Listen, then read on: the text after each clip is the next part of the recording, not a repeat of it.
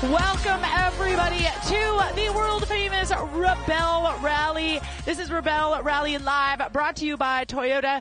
I'm Emmy Hall. I'm with Matthew Johnson, and we're in, like, a really good playground. We are. Johnson Valley, the biggest OHV area in the country, where teams spent the night last night here. We're on the second marathon of the event, and this is the second day of that second marathon. It's day 6. It's day 6. So if you've been trying to follow on the scoring, it probably looks a little wackadoo. You're not really going to know where your favorite team is going to be until after they get to Glamis this evening, because they're able to get a bunch of checkpoints here in Johnson Valley out of order. So you just don't really know what's going on. So if your team is, maybe you think they're not doing as well as you want them to do, just wait. Just take a breath. Patience. Have patience. Also, we looked at some scoring this morning and saw a couple weird numbers. I checked in with Chrissy. She says we're on it. Yeah. That's all been taken care of. I panicked too, you guys, so don't worry about it. All of that scoring has been taken care of. We've got Chrissy's dad. What's Chrissy's dad's name? Michael Jabot. Yeah, so he's out there at home doing all of that coding and stuff. So if we do encounter a problem, Michael and Paula are on it, and we love them. And part of the YB tracking system using the Iridium network means we can backstep as needed to reassemble. Yes. So we have lots of automation in the scoring. We've done lots of new things with the event this year that's increased the challenge. But at the same time, so if the scores don't spit out the correct way, we notice. We get it fixed on the back end. The data about what the team did is not lost. Right, it will get corrected if it looks a little wonky at the time. So last night we had teams sleeping out here in Johnson Valley. I talked to Emily Miller earlier today. She's spoken with some of the teams. She said they all had a great time. So that is really cool. I'm so stoked that everyone got to experience camping in Johnson Valley. They had a few out-of-order checkpoints this morning, and then they came here into Means Dry Lake Bed. This is where Hammertown is for King of the Hammers, if you've been to that event or if you know of that event. It looks a little different because there's not 80,000 people on the lake bed. But they came through here, and this is where they started the famous, or I should say infamous, Jimmy Lewis Enduro. We're watching some of the vehicles here. 155, that Defender 130 here, about to cross through the finish flags of the Enduro. There's several big challenging moments. There's a bit coming down near Chocolate Thunder, if you're aware of the area. And it seems like some of the drivers we expected to take some of the most challenging paths have said, yeah, right? Maybe they've driven up to it and said, you know what, my navigator should just got out and ran up and got the checkpoint. Because, they're trying to save their vehicles. So that's the smartest thing to do, right? That is the best risk versus reward is like, I'm sorry, navigator, you're going to have to go climb up to the top of Means Butte in order to click your tracker and get that checkpoint. Is that legal? It is 100% legal. I've done it. I did it as a competitor. For sure. Yeah, there was a time when I couldn't get my truck up Oldsmobile Hill because I had a problem with the four-wheel drive system. So I got up as far as I could. Rebecca Donaghy jumped out and ran up Oldsmobile Hill to get a checkpoint. That photo has made it a long ways over the years. It has. We did it as a choice to save our tires when we didn't have any more spares in the Rolls-Royce Cullinan, and we were out here. I'm like, I'm not driving up that rocky slope, and she went up and got that. So it is legal. It's also yesterday and today is such a balancing act. We've talked a lot, even previous days, teams timing out of checkpoints. And with 48 checkpoints between yesterday and today, it's such a balancing act. So, maybe they saw a driving encounter. They're like, great, I could drive up that, but I would need 20 pounds less air in my tires, and that's going to take me X amount of minutes to do. Right. And then putting air back in the tires. It's like, you know what, Navi, you run up there. Yeah. We're going to move on. Exactly. So when we talk about the Jimmy Lewis Enduro, this is a Dakar style enduro. So it's a little bit different than our regular enduros. And we're going to get Jimmy Lewis in here to kind of talk about that and tell you exactly what he has done to really challenge these folks. Because, listen, when you get something that's been designed by Jimmy Lewis with Dakar-style notations, Dakar-style tulip drawings, it's a whole different ballgame. And they started doing this a couple of years ago, and I remember they just kind of gave it to us, and we were like, what? I don't know what any of this stuff means. And all the Rebels were together trying to figure it all out. And now we're coming to expect it. We've got a lexicon, so we know a little bit more about it. But Jimmy Lewis is, he's a king of Dakar, having won the Dakar as a privateer, I believe. So I've got Jimmy here. So Jimmy, tell us what you designed for these teams today. So just to introduce new challenges, like you said, we've been using the Dakar style road book. So it's a cross country style road book, but it's more precise. It's not meant to be done at speed. It's meant to be done in precision because they don't have the kind of instrumentation that somebody that was racing, the Dakar would have. They have some of it, not all of it. So we just design. It's just kind of fun for them to sort of take a break from having to pull out the map and compass, and a cross-country rally style navigator would be able to literally do this without the instruments. You'd use the odometer a little bit, but you wouldn't have to get out and pull the compass heading because the pictures really tell you where to go. And it was funny, we watched some people interpret their pictures wrong this morning because they saw the picture of the two mountains, the bigger one and the smaller one, but there was a mountain behind it. So that, if we're looking across this valley, that doesn't work. That works. Yeah. And so you technically you wouldn't have to, you kind of do it more off the pictures and stuff. So that's the idea. And we just watched the competitor roll over here, and they're gaming us, Emily. That's what I'm saying. Is they took the road book because they don't necessarily, they get the road book. They don't have to go do the start right then because they can do it out of order. They took the finish line. They came here. There's a lat long in their road book. We were just we were trying to figure out what they were doing. Yeah. Because I'm like, I don't think you guys have started. So they came to the finish line, and in the road book, you had given them a latitude and longitude of the finish line. So they plotted that. So then they know exactly where they are. So I have in my hand. I have a copy. Okay. I was sitting there. I had to figure it out. So, we have a basically a road book on digital format of it right here. And they took the lat and long because there's known plot point. They plotted a compass and distance. I said, oh yeah, you look at they're doing a straight line to the other waypoints that are out of order. So they're going to use every bit of information they've been given, manipulate it. It was really smart. We were like, what are they doing? We thought they were trying to take the start here at the finish. Right. In their road book, it's a picture of two flags. Well, in this whole valley, there's only two places where there's two flags, the one over there and the one over there. Right. When they're on your road book, they don't have to get the checkpoints in order.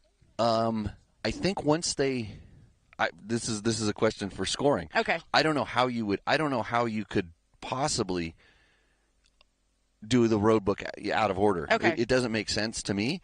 But then maybe. again, I've learned that's why I watch, to see how they do stuff. But once you take the start, there's no way that they could plot any of the points. They would actually have to drive the route and so they came here to plot some of the points, as many points as they could from this known location, and then they're going to go back to the starting line and start your enduro from the beginning. Right, because we gave them the information that maybe it takes 45 minutes. Like it could take 45 minutes to an hour. We gave them that information, so they went and got it. Said, okay, this is going to take us 45 minutes. We'll go do everything else we can. Then probably when there's an hour left, they'll come over, take the start, and then do it.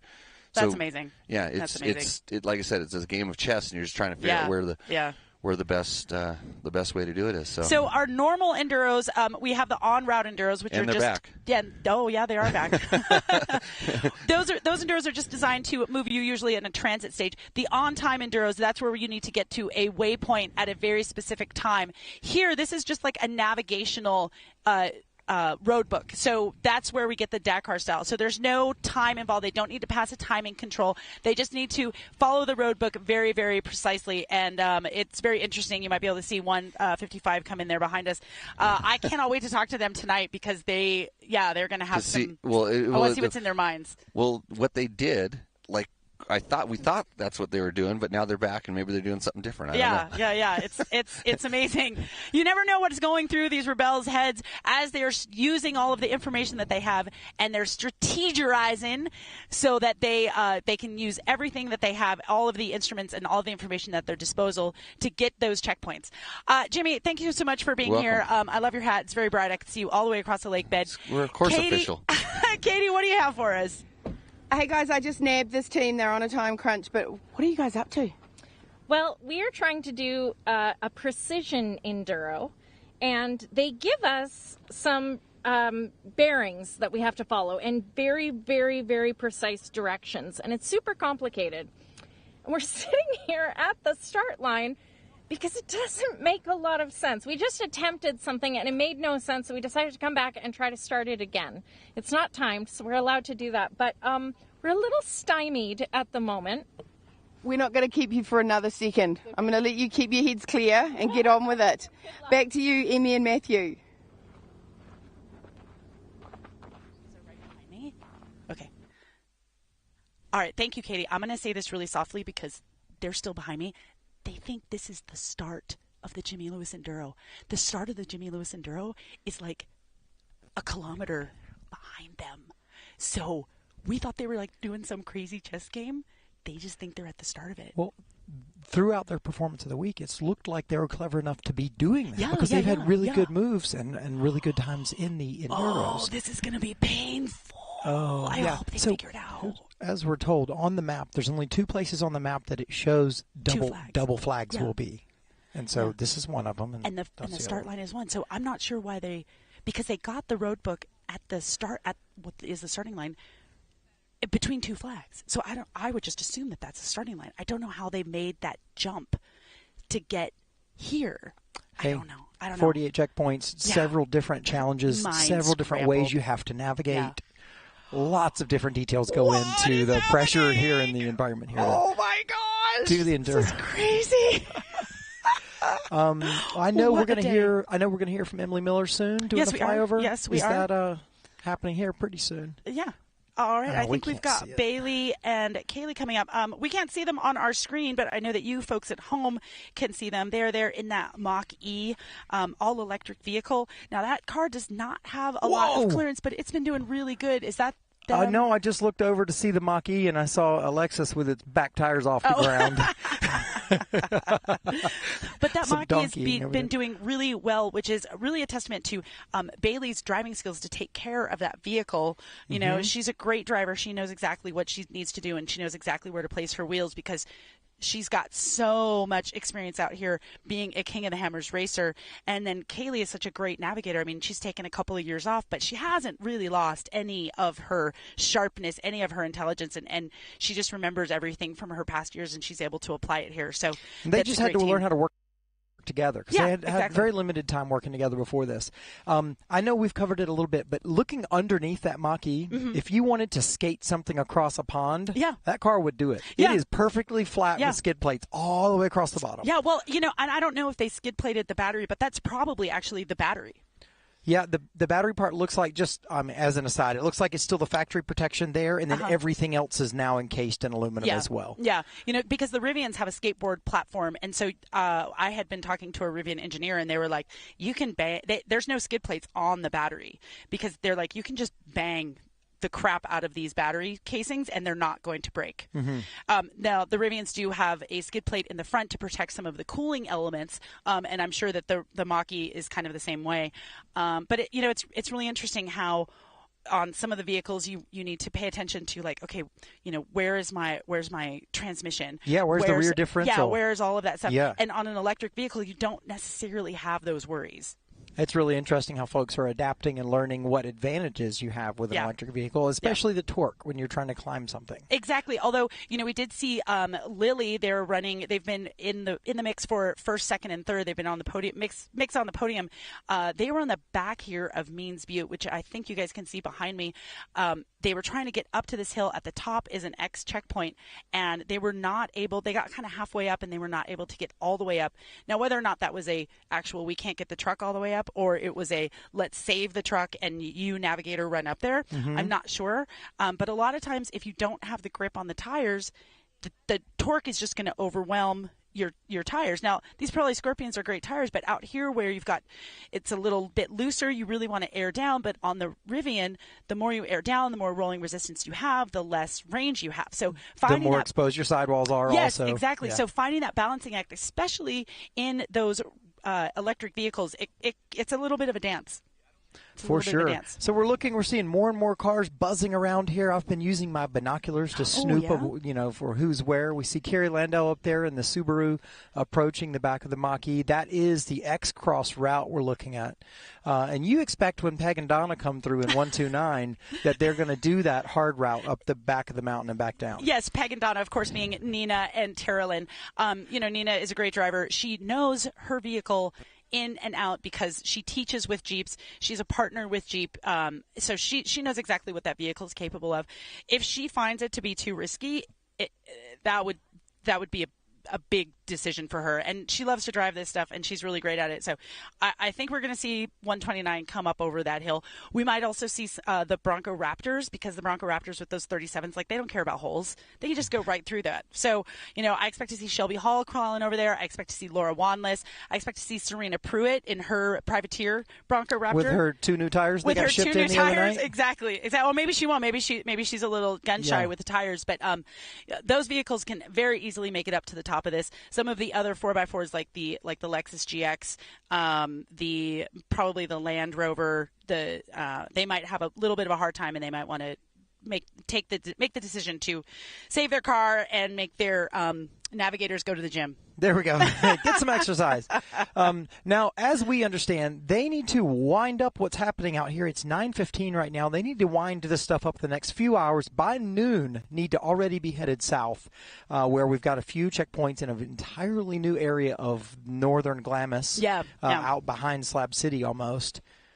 Yeah, that's going to be fun. I'm excited to. I haven't been to Slab City since the last time I was in Slab City from the Rebelle Rally. So, and there we are getting a chance to look at 202, that Mach-E. Now, I'm just looking at it out here in Johnson Valley, and I look at the ground clearance there. Oh, God, it's not maybe a lot. they did re-skid plate the battery underneath as well. Yeah, maybe they did. Yeah. Maybe they did. It's got a pretty good departure angle, and there's not a lot of a front overhang, so their approach angle is pretty good. They haven't sheared off anything in the front, which is great. That's really great driving, and I love the wrap that it's got on this. Like, this thing is pretty cool. Pony power, right? Yeah, pony power.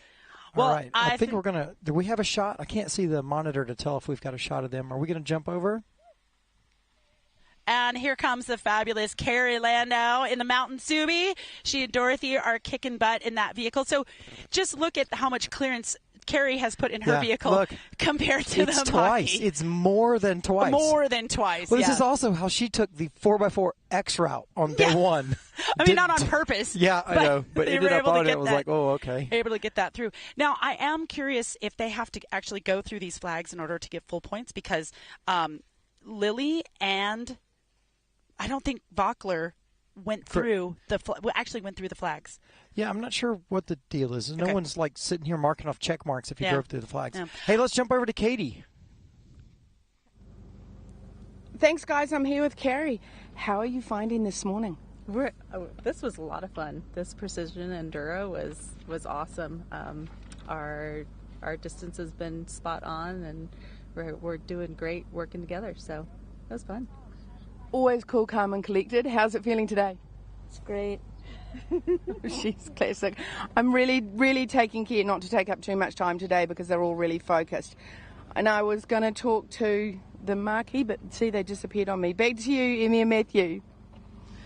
All right. Thank you, Kathy. Mountain Subi, one of our favorite teams. Now, Emily Miller has got to, we're gonna take a minute of her time, and she's gonna talk to us a little bit about what is on store today for the course and how these Rebelles might be feeling. Emily, thank you so much for giving us some of your time. I feel like I need to squat down just a little bit because I'm so tall. But Emily, what do you got for us today? Yeah, well, we normally do the course flyovers. I don't know if it's queued up this morning, but this is the continuation of the marathon.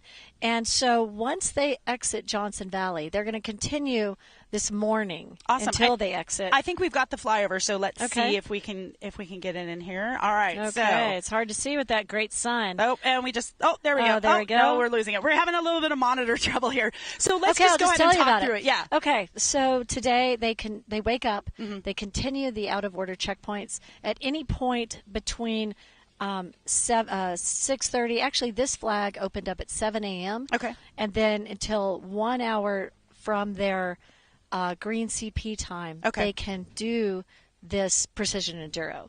And then from there, they hit the green checkpoint. Now they throw all those out of checkpoints, out of order checkpoints away. They throw it away, and they move on, and now they're on a road book. They depart on Highway 247. They are headed toward Yucca Valley and Joshua Tree.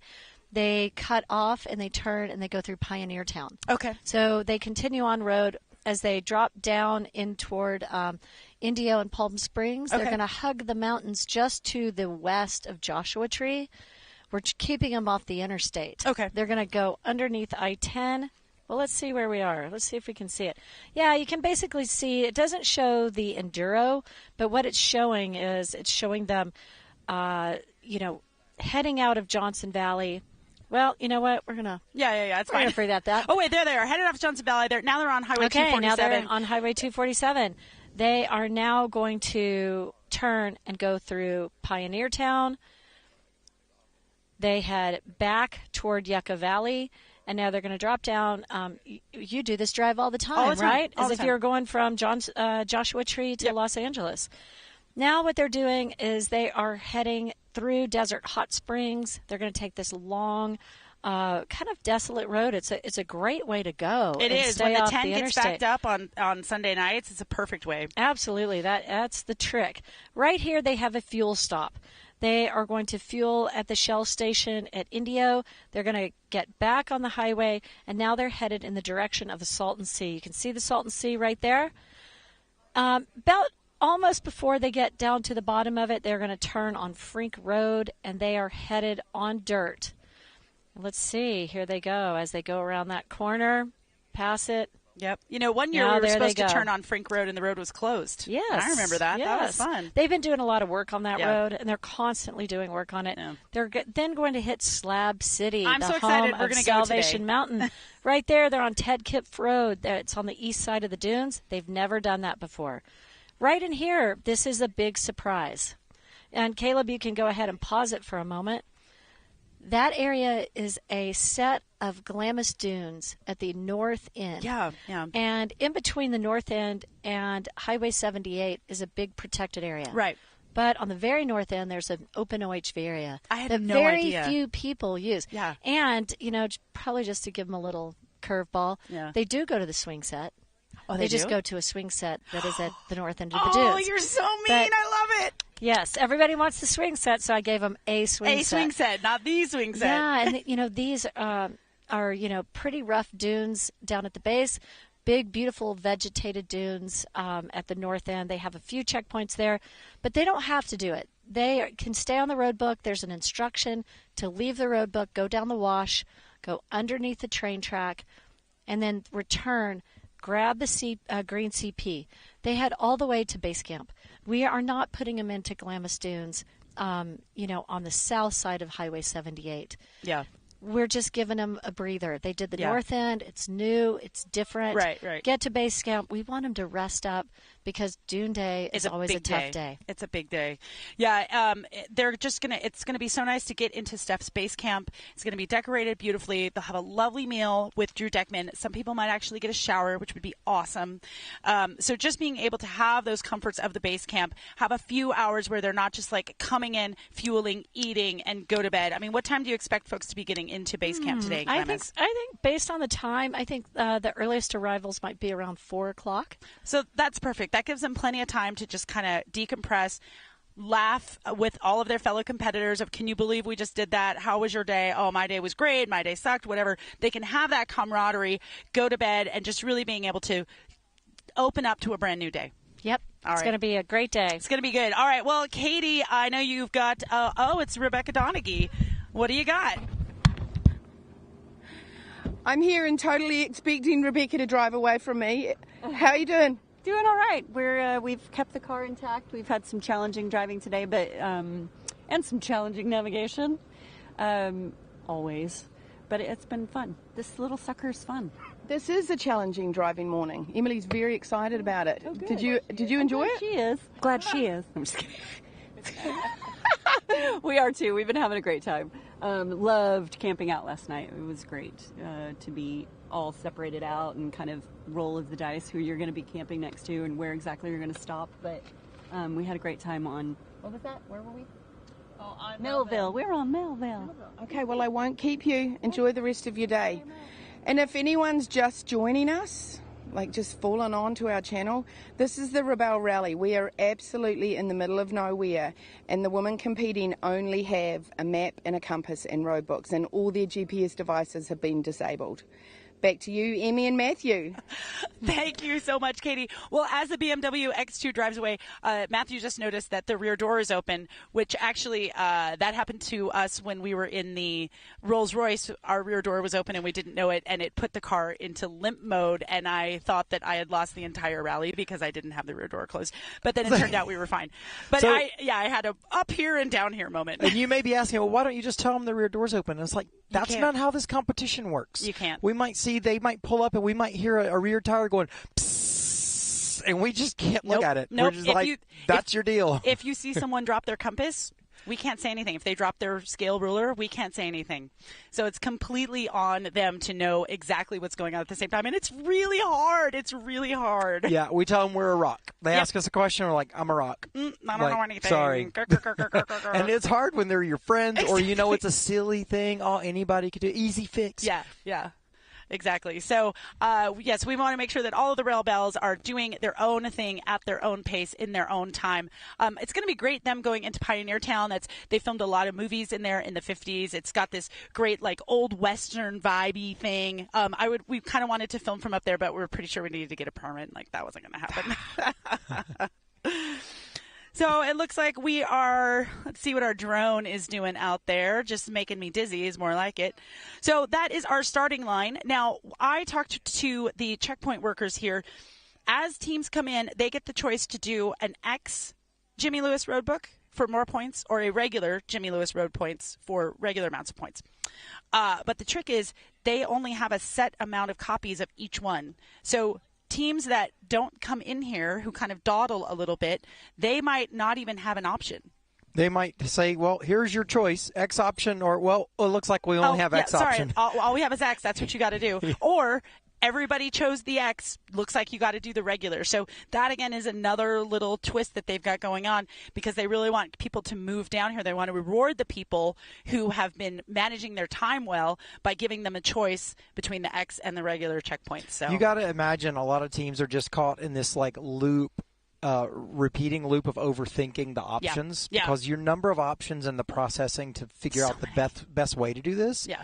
So many. They're going to be thinking about it for weeks afterwards. I know. Different strategies to come back and do better next time. So we've got Team 131. They're just out taking a heading. And now I'm just wondering, do we see the defender there? Have they figured it out? Team 155? I don't see them because they were not sure where the actual starting line was. They thought that this finish line was a starting line. I just really hope that they figure it out. I do too. I did ask Jimmy if there's any reason to drive through the flags, and he's like, no, it's just, it's your mock finish and start line. So they don't get any points for driving through the flag. Okay, great. Because we did see some people not drive through the flags, and I was like, that would be a dumb way to lose points. Yeah. It'd be a real dumb way. For sure. So we see little poofs of dust all over the desert floor here in Means Dry Lake Bed. Some folks coming out of Chocolate Thunder area.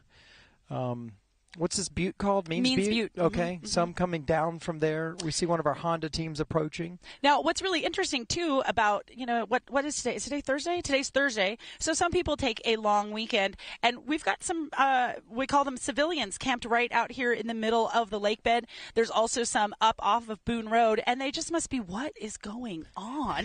Why are all these vehicles, stock vehicles, crisscross? What is that? What is that Mach-E doing out here? What is that Honda Pilot doing out here? These people are crazy. Yeah, and then why are they all wearing helmets? Yeah, exactly. And looking at maps a lot. Exactly. Why are they going so slow? We're out here in public lands. So that is 131. So they just started their enduro. They're out. They're trying to keep on a very specific heading. So the navigator is getting out and taking another heading to make sure that they are completely correct. This is a dead reckoning road book. So you're going to drive at a specific heading for a specific amount of kilometers. Then you're going to stop, find that new heading, and get back on, reset your Odo, and get back onto your onto the road book. I think that was Trista out with the compass taking a heading there. Yes. Now tell us, for folks that don't use compasses much, why do they keep getting out of the truck to use the compass? Because you have to get out of the truck because the electronics and the metal in the vehicle just kind of make the compass go blah, blah, blah, blah, blah, blah. So, and in fact, it's also a better bet to actually take off your helmet as well. If you've got a lot, and your watch. Okay. So it's best to, before you start the rally, to do a test with your compass and take a couple of different headings, helmet on and helmet off, and see if they are the same. And if not, then you have to take your helmet off every single time, and that is a pain in the butt. Or you buy a different helmet. Or you buy a different helmet. Exactly. You order a bunch of helmets and try them all on with the compass. Yeah. I mean, a lot of these teams would easily go to that length if they thought there was an advantage or consistency. Wanless has got an $800 compass, so yes, spending a couple $100 on your helmet is not going to be. It's not going to break the bank for some people. Can't quite see. Is that Bernard? I think we're looking at Bernard. That's Bernard. Down there. Yeah. That's Bernard and one of the B3. Gladiators, and then Team 131. Yeah, Team 139, I know I've said it before, but they were last year's X-Cross rookies, and it's shown that they really didn't know what they were doing last year. This year absolutely. They've been hanging out in the top 10, even close in the top 5 a few times.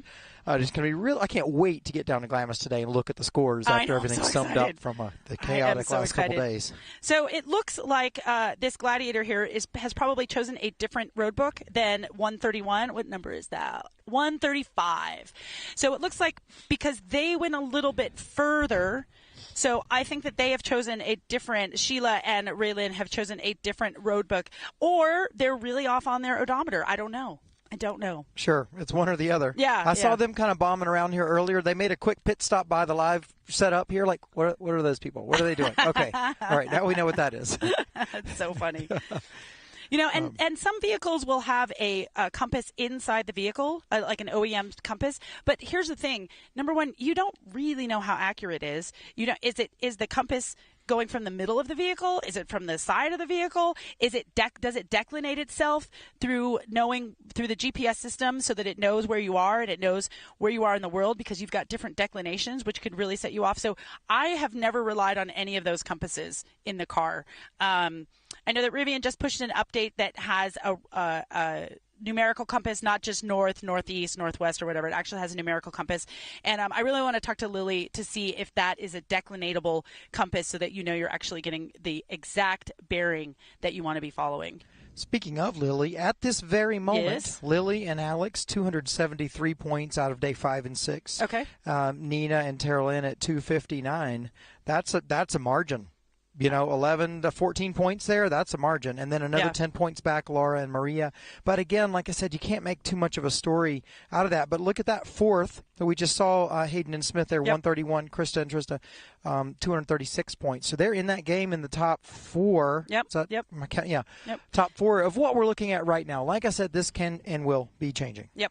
So that right there on screen is 142. That's Eva and Azure. They are both pro motorcycle riders. They do a lot of adventure riding on bikes. I know that Eva works with a lot of motorcycle manufacturers, and so does Azure. They're just really, really great competitors, but they are learning this format. I think that they both have the mental capability to get this done, but it's learning the format and learning how to play the game. So I really hope that they come back next year with this rally under their belt and come back with all of the knowledge that they've learned and really try to go for a top 10 finish, because I think they have it in them. Just listening to the way they described their competition this year, it seems like they've got the right mentality. Yeah. We're here to learn how to compete here. Right. Yeah. Right. Yeah. Also, both of them over 100,000 miles on motorcycles. Yeah, they're crazy. They're nuts. here on motos a bunch. I Cool. love them so much. Yeah. A lot of fun. Well, tell us also why you fangirl out over Eva. Oh, I fangirl out over Eva because she was on my favorite TV show, Naked and Afraid. Uh-huh. She was in a couple of different episodes. I've seen every single episode. I love it so much. But enough about my fangirls. We've got the top of Chocolate Thunder. Now, our cars are not going to be going into Chocolate Thunder like they do on in King of the Hammers, but there is a very steep road that goes all the way up around Chocolate Thunder where a lot of spectators go. I have to tell you, I am nervous sometimes about taking my vehicle up there because it's very, very rocky just getting up to watch what's going on at Chocolate Thunder.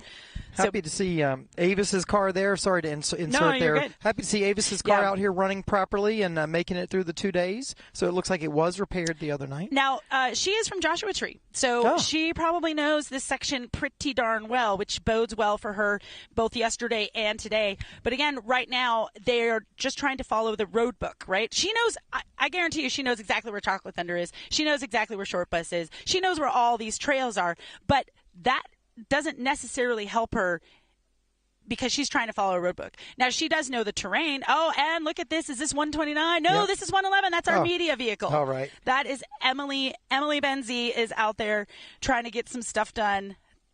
You know, she's a pretty good driver. She's got it going on. There's the red, I think it's Red Canyon Risers zooming by, one of the Rivian rookie teams coming by in the background, 186. Right. And then on screen. Yeah, we still have 101. Okay. Yeah. Yeah, so, you know, they know exactly where they are. They understand the terrain around here, so they should do really well. And look, she's even got a Joshua tree on the side of her vehicle. Because that's cool. where she's from, which is pretty darn cool. So that's Avis navigating and Kristen's in the car? I believe so. But I don't know. They might be switching off. I'm not sure. Yeah, lots of teams do switch off. Yeah. And I think that seems like a powerful formula. Because I disagree. You disagree? I disagree. Yeah, me too, because I'm not very good at navigating. Yeah, but exactly. if I was, it would be a smart formula. Right. Because you want both people to be good at navigating. So you can make more educated choices about certain things. You do, but at the end of 4 days, if you split it, you have someone with 2 days experience navigating and 2 days experience driving. If you don't split it, you've got someone with 4 days experience navigating and 4 days experience driving. Right, when it gets super hard to navigate in the dunes. Exactly. I see that mentality. Exactly. Okay. I just thought it was because you like to drive. I mean, I do like to drive, but you know. I prefer to drive all week. All right, I think we're going to take a quick break. Matthew and I are going to have a quick drink of water, and we'll see you guys in just a few minutes.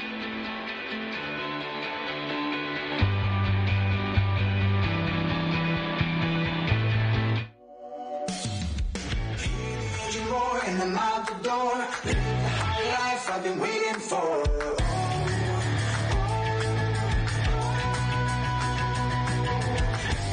Living the moment till I die. And I'm gonna chase it. And I'm gonna chase it. I know we can't ignore it, no matter how I try.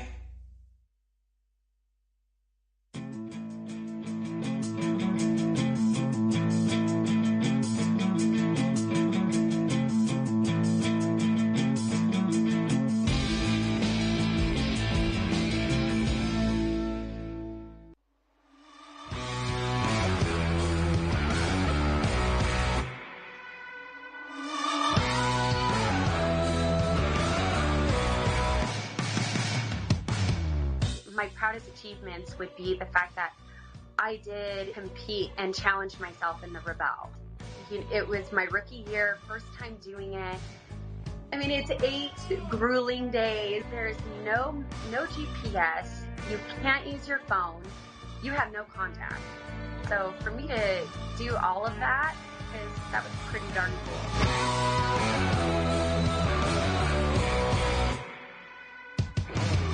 This, I feel like I am more passionate about, and I have it in my heart because it's something that my family holds dear to them as well. It really helps that I have, people supporting me along the way.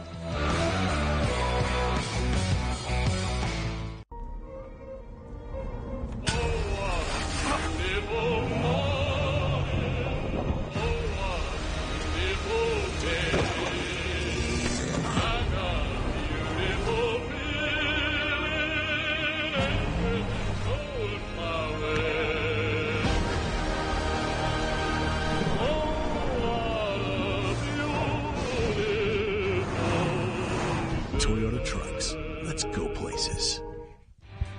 Welcome back, everyone, to Rebelle Rally Live, brought to you by Toyota. We are here at beautiful Johnson Valley on the start of day 6 as the teams go through the famous Jimmy and Lewis Dakar-style enduro. It's pretty complicated. Yeah, there's a lot going on, and we've been covering that. I do want to touch on, being presented by Toyota here. Mm-hmm. They have graciously given us a Sequoia TRD Pro to drive around this week. They have. We've been doing some good stuff. I know. I haven't driven it much. I did drive it out of your backyard. Yeah, if you watched last night's show, and it was very tight. I see why you pulled the mirror in. Yeah. But that thing sounds awesome when you start it. It does. And it's a hybrid, so you would think it would just be like, but there's a V6 under there. A hybrid engine was going to give it a little bit better gas mileage. I mean, if that had the V8 from the last year, you'd probably be getting 12 12 or 13. I'm getting like 17 miles per gallon right now. I'm also not the slowest driver in the world. Like I tend to put my foot in it. So I'm really happy with that. And I just love how, I can put it in sport mode and then I can access that power really quickly because that'll change the throttle mapping and it'll change up some of the transmission shift points. Listen, you're not going to hustle through the turns, but you're not slow either, which is great. Yeah, it's cool how you take a vehicle of that size with that interior capacity, towing capacity, and all that, and still make it handle pretty snappy and responsive. I like that you don't hear like a lot of cars like this. You don't hear the vroom. It's like it just starts in the morning because they're using the electric hybrid power to fire up the ICE engine. Yeah, exactly. So, and this motor, this is the iForce Max engine, and that is in the new Tundra TRD Pro. We'll get an iForce Max in the 2024 Toyota Tacoma, which nobody has driven yet, and I'm really curious because I want to see if it's going to be my top midsize truck, and it might be because it's got a new transmission, it's got the new iForce, it's got these super cool seats. So I'm super stoked to get into that truck. So make sure, Toyota, you invite me on the press trip because I'm really curious and I want to drive it. Thank you. Bye. You know which other Toyota's got that same iForce Max? Land Cruiser. Yeah, our new Land Cruiser. We're eager to see some of those out here next year as well. I know. And what I love about the Land Cruiser is you can get it with two different front fascias. The front fascia is like the front bumper and headlight treatment. So you can get something with like a little bit of a modern square headlight thing, but you can also get round headlights, and I love it so much.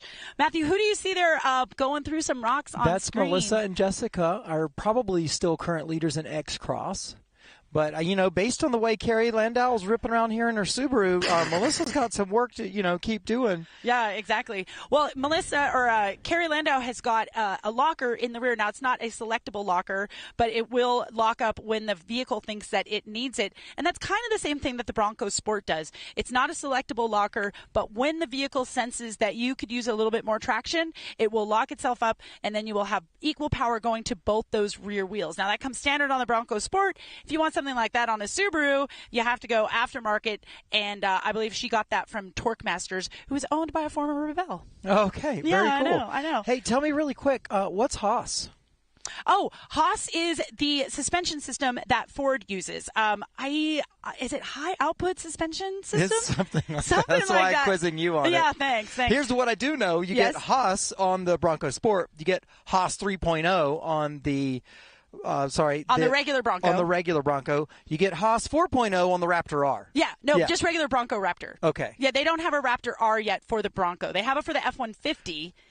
I know. I'm swimming. It's only because I drive them all the time. Yeah, I appreciate you. I appreciate you keeping me in line here. I have driven the Bronco Raptor, and we were out here, and I was like 70 miles an hour through the whoops, and it was like perfect.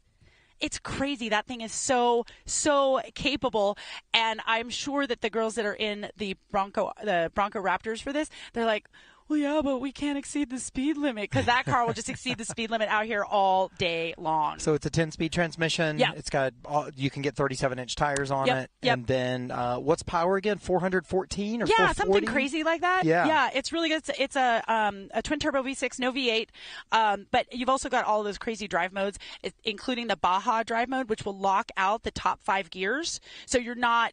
It's not like always trying to upshift in the name of fuel economy. Mm-hmm. It keeps those revs super high, which is where you want it, because that's where most of your power is located. Well, and throttle response is so key. Yeah. You don't want to always have to go to the brake. You'd like to just lift the throttle to get a little grip onto the front tires sometimes. Yep. Yeah, for sure. You're a performance driver, aren't you? It turns out I know a little bit about this.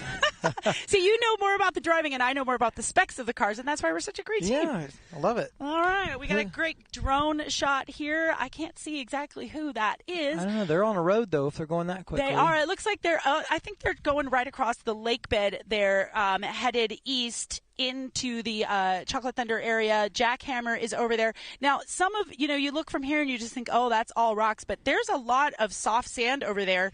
There is an area right where it will dip down right before you get to those Rocky Mountains, and that's all dune.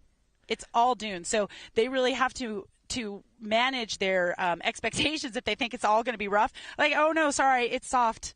Speaking of dunes and soft, how many teams would you say are a little bit apprehensive about what's coming? All of them. Yeah. All of them. This afternoon, we've got some checkpoints that are in the dunes, and then tomorrow, big day of driving in sand. Yeah, especially if they have plotted those checkpoints that they're going to get to in the northern part of Glamis, and then they realize that they haven't been there before. Mm-hmm. You know, I mean, because like Emily was saying earlier, we all like to go to the swing set, and the Rebelle Rally has been to the swing set so much, and most of the Rebelles have gone out to Glamis, and they have practiced, and part of their practice is usually going to the swing set because it's a cool area. So they know exactly where it is on the map. They know exactly how to get there, and they know exactly what dunes to take. So by bringing them into the northern part of the dunes, every single team, even the experienced ones, will be like, well, I haven't been there before. Yeah. Well, and judging by how Emily's been updating and changing the competition this year, and by how many people know how to get to the swing set, there's going to be some other interesting changes I can't wait. in the competition tomorrow. Tomorrow is just going to be like a wackadoo. So that is, looks like that is Nina and Terrelyn coming southbound on the lake bed. I'm not exactly sure what they're doing, but they may have not started the Enduro yet. They might be headed to the Enduro to go get the notice. All right. Well, if you've been keeping up with us, you know we have so many prizes and fun things for us to give to you because we are so very generous. Not only do we have discount codes, we also have all kinds of things that you can win up to $5,000 of value. What's your favorite? What do you want to win? Well, I mean, there's so many fun ones. If you don't have a good tow rope, the Bubba rope is one of those. It doesn't pick up much trash or like dirt in it. Yes, yeah. Yeah, the way it's made is really nice. You've got a Toyota prize pack. I mean, obviously, a set of 5 Pirelli Scorpion tires. Yeah. I mean, I don't know how. I mean, that or Total Chaos upper control arms. What's funny is that neither the Total Chaos or the Pirellis will work for my vehicle because I drive an off-road Miata, and so like there's very specific things that you need for that. But I still want those things. Max Trax, if you've ever looked at Max Trax recovery boards and then looked at the competition. Way better. There's a reason Max Trax costs more. Yep. You can almost fold those things in half and they don't break. They're made out of nylon, and you can use them as a bridge. And actually, if you've never really heard of Max Trax and you're building your kit for off-road, go watch the YouTube video from Max Trax about how their recovery boards work. Yeah. We stopped at Starbucks this morning and we saw a little Audi that was all kitted out for, coming out here. Actually, we should have left a note about the Rebelle Rally for them. But they had fake Max Trax on the top and we all laughed at it. I know you hate to be kind of mean like that. We were like, fake Max Trax. Since we've jumped on to Starbucks this morning, how about the dance competition there at the... I know, that was great. You guys... We had such a good time rocking out to Doja Cat at 7 o'clock in the morning. Yeah, it was great. And then the woman taking the drive-through orders came out and danced with us there at the cash register. So it was an odd moment, but it just goes to show what the Rebelle energy is and what we've been carrying around with us this week. Exactly. There's like a whole thing in Starbucks this morning. It was fantastic. So if you would like to sign up to get the chance to win some of these giveaways, be sure to go to rebellerally.com/promos. You will find it all there. We love you. Do it. Do it. Do it. Everyone loves free stuff. That's also where you're going to find that 30% off for Fox. RideFox.com. The code is C-Rebelle30. Check that out, though. Yeah. Tons of valuable. Tons of great stuff. Discounts. All right. Who do we got here slowly making their way across the lake bed here at Johnson Valley? I cannot tell. I see close to us, Serena looking at us. Oh, good. We've still got air and 4 tires, so that's awesome. good news. I love it. I love it. I'm not sure. That looks like a Land Cruiser, maybe? I'm not sure. I don't know. Was it Bernard? It might have been Bernard. All right. Yes, Team 110 in their Bronco Raptor. I really want great things for this team. I hope that they come back. I know it's been a little rough for them losing 2 tires at the same time. Having said that, I have lost 2 tires at the same time. It really sucks. It really sucks. You feel really bad as a driver that you hit the same rock twice. I did it running off the edge of the road near my parents' house and got boom, boom, 2 flats immediately. It's like, what just happened? I know. It's just terrible. We've got that FJ Cruiser. I believe that's the only FJ Cruiser in the rally this year. Oh, yeah, team on approach, Stacy and Sharon. Also, I'm looking at Michelle and Tasha out there still cranking along in their Lexus. Yep, stopping right next to those... we got Shelby and Rory coming in. Oh, man. They, again, Shelby is such a fantastic driver. Rory is a great navigator. Shelby works a lot with Ford. She has raced Ford Broncos. She comes from the famous Hall racing family, which unfortunately I am not related to. I wish I were, but I am not. But they've had a little bit of a tough rally, but as we know, this is still anybody's game. If they can scrap their way up, and they are scrappy, they are determined. And this is definitely one of the dark horse teams that could show up to Glamis and just kill it. Just climb the leaderboard like nobody. So on screen right now, we've got 113 Marie and Hannah getting through some of the whooped out sections of Johnson Valley. Again, here, we're not in golf carts, aka side by sides. We're not in long travel vehicles for the most part. So you really have to take care of your suspension here, and you can't go flying over these whoops, Bronco Raptors accepted. You got to make sure that you're going at a good speed, because if you start bottoming out and coming out and up and down and up and down, the next thing you know, you've blown out your shocks, you've blown out everything. Well, and like we were exactly, specifically everything. Everything. You can only drive as fast as a navigator can keep up with where you are, and you can only drive as fast as your shocks will let you. Yeah, well, there's that. For me, it's all of the G finders in the car that are airborne and slamming down. And then suddenly you've punctured your water bottle. You don't know where your coffee is. Everything is not where it was a minute ago. So yeah, you could drive fast over things, but you're just constantly rearranging all the crap in your truck, which is inevitably not super well organized here on day 6. No, although some teams are very, very well organized. I always had a hard time personally with being organized, and then once I started competing with Rebecca, I just learned for this rally, you have your certain tools and they're always in the same place, and you figure out where it is in that vehicle. Most of these people, they come back in the same vehicle year after year. We were always in a different vehicle because I was always writing reviews of the cars. But you find out where those things need to be, and you always make sure you put them there. Yeah, it's fun watching in Rebecca's environment when she's navigating, because she's got a load of Velcro stuck to the dash. She does. And there's all the highlighters and all her different colors and backup pens and on and on. There's Michelle and Tasha's Lexus, like we were just mentioning. Look at that. And that thing is so big. It is so big. Sitting right there by a Jeep. And who is that? 184.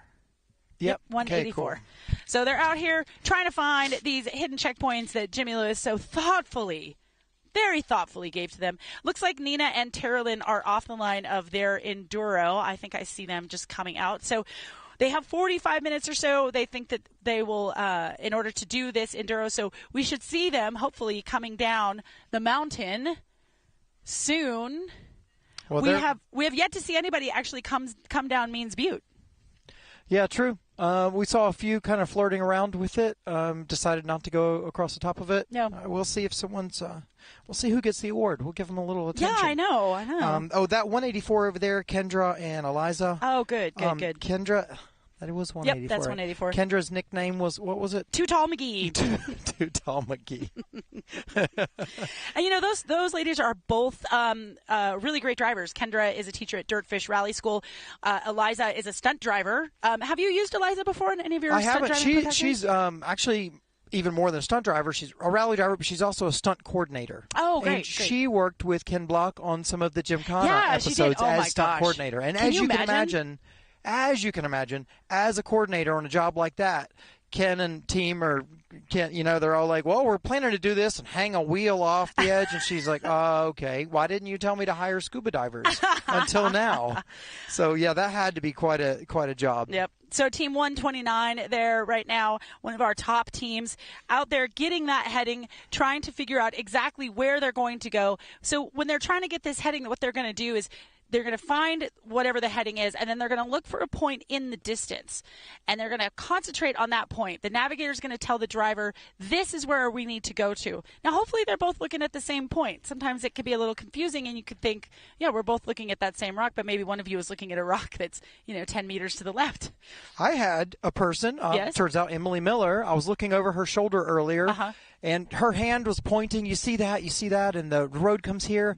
I had to hold her hand and put my finger on her finger to make sure I understood what she's talking about. There's so many rocks that fit this exact same description. Yeah. You really need to be able to communicate well between your navigator and your driver. Now, when I was with Rebecca, she is so tiny and I am so tall that I was able to actually stand directly behind her and have a clear view of exactly what her eye line was. So that really helped us a lot.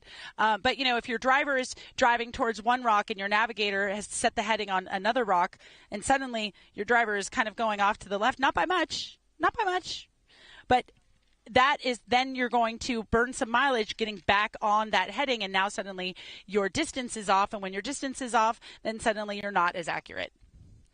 I know a lot of them will bust out with the compass, take a cap heading, jump back in the car, and start driving, and imagine they'll stop again and take another heading in a minute. Yeah, I mean, sometimes you're getting out of the car every 50 meters, every 25 meters. It just depends. If there's nothing to side off of, that's what you have to do. So you just side off of one rock, drive up to it, side off to the next rock, the next bush, whatever it is.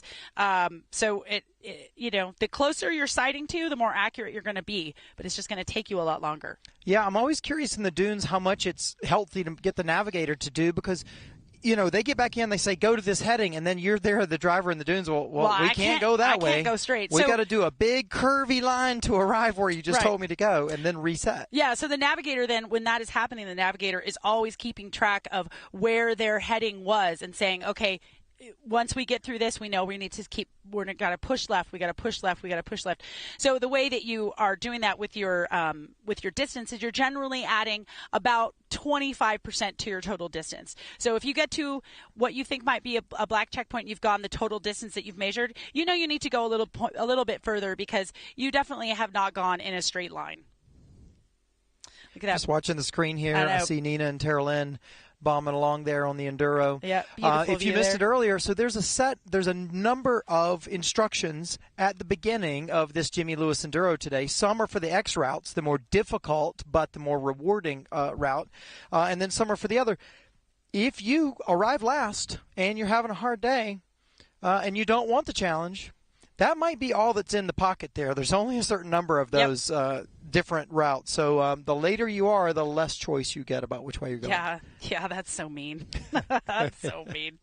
But beautiful drone shot there of the lake bed. I love our drone pilots. They're so awesome. They're really able to give you an idea of the scope of where we are. If you haven't been out here to Johnson Valley, even if you've just there are roads out here, obviously, that you can get to with just a crossover. I would recommend taking a spare tire, because there's a lot of rocks out here. Totally. But if you're smart, you have a good map. There are places that you can get to and explore out here with just a stock vehicle. You don't even need to go up to where these Rebelles are going. You can just come out here to the lake bed and check it out. The stars are beautiful. There's a cell phone bush out here that you can, if you've got AT&T, for some reason your cell phone works at the cell phone bush. I don't know why. But it really is a lovely place to be. All right, looking around, who do we have? We're tracking somebody there. We can't quite get a view on who we're looking at there. There's some locals just hanging out. I'm sure they're like, what is happening here? And the Rebelles we don't want to be rude to we call them civilians. We don't want to be rude to civilians, but they get curious and they will come up to your vehicle and ask you what you're doing. But you don't want to be, you don't want to be a jerk about it. So it's always just good to say, like, hey, I'm really sorry, we're in competition, we can't talk to you, and then just roll up your window. You don't want to push people away, but you don't want to get any outside information. And people have been penalized or even DQ'd for talking to somebody that is outside of the organization. So you really need to watch that. Yeah, over the years, and if you're stuck and someone just comes up, so I'll pull you out. No, you cannot accept their help. It's hard to say no when no one's looking. Mm-hmm. But it turns out we always know. The rally knows. Beavis knows. Beavis knows. Beavis knows all. Atlas is learning that. Oh, I'm sure he is. All right, so there's 129 making their way up through part of the Jimmy Lewis Enduro. Oh, we've got another team that looks like they have just started their Enduro coming across Means Dry Lake Bed. That's Claire and Sarah. Claire and the Sarah. Chevy there. Right. Yep. Now, and you think that, this is a dry lake bed, so there's no ruts. That is completely untrue. I actually spilled most of my Diet Dr. Pepper coming here from the starting line to the finish line. There's a lot of ruts. Also, a lot of people camp here. So we've got some old fire rings, and you never know what people have left around the firing. If they're burning pallets, you've got nails. Some people are not quite as considerate with their tread lightly principles as others. So you need to be careful, really need to take care of your tires around here. I never drive close to a fire pit ever. It makes sense to carry a magnet with you. We have a long painter's stick with a magnet on the bottom that we can kind of cruise around and pick up some things if we find spilled nails. Yeah, that's way better. Yeah, there's a downside to burning pallets and such out here. Yeah, there certainly is. So this team that is now to the west of us, I don't know why they're there. No one has been over there. I think that's Ryan. Oh, is that Ryan? Can't see. Yeah, I'm not sure. Hopefully that's our binocular support team is not paying attention to us. We have a binocular support team trying to see what the numbers are. But hopefully that is a Rebelle Rally organizer and not a competitor, because if it's a competitor, they are way out. Oh, it's team 122. It is 122, okay. Oh, my gosh. I think that unless, well, I don't know. That's Toby and Carolina. Yep. Huh, in the Badlands Sasquatch edition. Fascinating. I'm not sure what's going on over there. Now, remind me, while we figure out what they're doing, is Sasquatch like a sauce you can put on any Bronco? Yes, it is. Okay. It is. I call it the Sassy package. So that gets you upgraded suspension, bigger tires. I believe the Sasquatch package comes with 35s, and a couple of other little bits and bobs. But it's nice that you can put it on a basic Bronco if you don't want any of the luxury nicety features, like heated seats, stuff like that. Or you can go all the way up and put it on like a wild track and have some speed, because the wild track is really made for fast desert running, and you can have that fast desert running with the Sasquatch package. So it's pretty cool how they did that. I love it. For sure. I love it. Okay. All right, who we got here? This is team 178 in the stock Chevy Colorado. I took a Chevy Colorado to the Rebelle Rally my very first year. Total Chaos equipped, of course, because why wouldn't I? But, we talk a lot about Total Chaos as being a Toyota provider, but they also provide upgrades for both Ford and Chevrolet. This is the only Chevy that we've got in the rally this year. It's a last generation Chevy Colorado. I think those are even the stock wheels and tires. Now, what's to be the honest name with you. of the new one of these that just came out? Well, it's still the Colorado, but then they have their off-road package is the ZR2. ZR2. And then their crazy off-road package is the ZR2 Bison. Well, I'm really curious to see when our 2024 Tacoma comes out. Yeah, I really want to compare side those will two. be a good comparison. Yeah, for sure, because I know the Tacoma is going to be great, and but it's got its work cut out for it with that Colorado. So it'd be cool to see where we're going. So we have spent a good day here on the lake bed. We've also realized how much Matthew and I rely on cutting to Katie Kunkel and her interviews. Yeah, Katie, we're really missing your interviews this morning. Give Katie a raise.